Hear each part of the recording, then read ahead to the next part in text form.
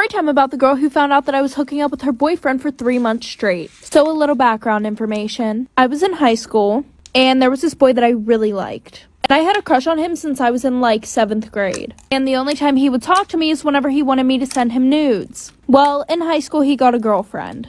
But while he was dating her, he would still ask me for nudes. And of course I would still send them. Well, the summer before my junior year, I got a job at this restaurant. Well, almost every single day, the guy that I liked would bring his girlfriend in. Because guess what? His dad owned the restaurant. We're gonna call this boy Alex. Well, the one night I was supposed to close with this girl, but she ended up having to leave because of a family thing. So Alex came in to help me close.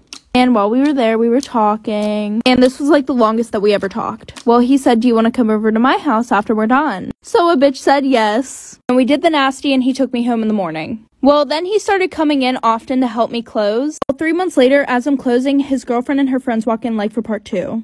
Part 2 about the girl who found out that I was hooking up with her boyfriend for 3 months straight. So like I said, the one night nobody could come in to help me close. And while I'm wiping off the counter, the girl and 3 of her friends walk in. I thought that she might have just forgot something because she was here earlier with her boyfriend, aka the guy that I was hooking up with. So I was super nice. I was like, hey, like, what do you need? And literally, as soon as I finished my sentence, one of her friends comes up behind me and grabs me by my ponytail. And then his girlfriend, we're gonna call her Allie, she comes up and punches me straight in the middle of the mouth. Like literally right in the middle of the mouth. I had to go to the dentist the next day because 2 of my teeth were missing. So then she goes and sits down at a table while she takes a video of 3 of her best friends beating the shit out of me. So then I'm sitting there, I could barely move. And then she plugs in one of those things that like guys shave their head with. And as soon as she figured out how to work the damn thing, it literally took her 10 minutes. My mom walks in because she had been waiting outside for 25 minutes at this point. So my mom called the cops and I pretty much won. My head wasn't shaved. I got a new set of teeth the next day and her boyfriend still hits me up. Story time about how my husband accidentally told me that he was cheating on me. So just some background information. My husband and I got engaged 2 years ago. And this whole situation happened a month after we got married. So fast forward, it's a Sunday morning. Well, usually every week on Sunday, I clean the whole house. So I woke up, went into the bathroom to take my ring off, and I could not get it off.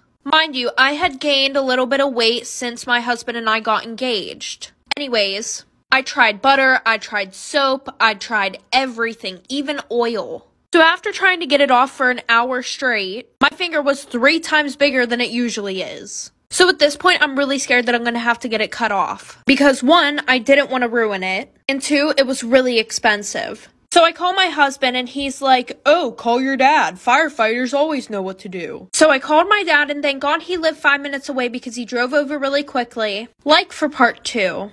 Part 2 of how my husband accidentally told me that he was cheating on me. So like I said, my dad lived 5 minutes away, so he just rushed over to my house. And we tried a few more things to get it off. We tried Windex, we tried the dental floss, none of it was working. So my dad told me that we were going to have to cut it off with pliers. So he comes over with the pliers, cuts the ring off. Well, a few days later, I had taken it to the same place that we got it to get the band fixed. Or replaced. While I was there, I decided to get it appraised. Just for insurance reasons. So a few days later, I go and pick up my ring, and when I get home, I look at the appraisal. It was not the same one that I had picked out in the store.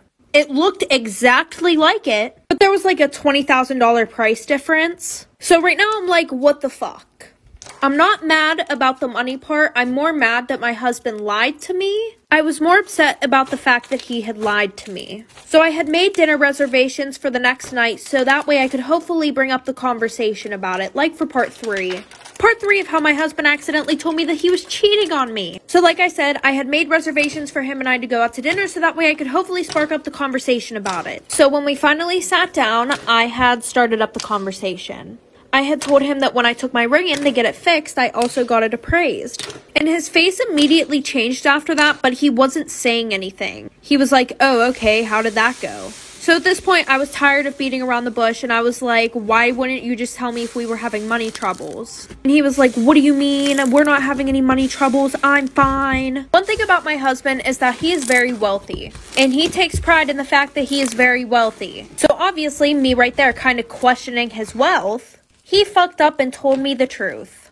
He was like, well, I'm going to be honest with you. I accidentally gave the ring that I was supposed to give you to a girl I was seeing at the time, and I just never got around to replacing yours. So fast forward to present day, I am currently moving all of my stuff out of our house and filing for divorce.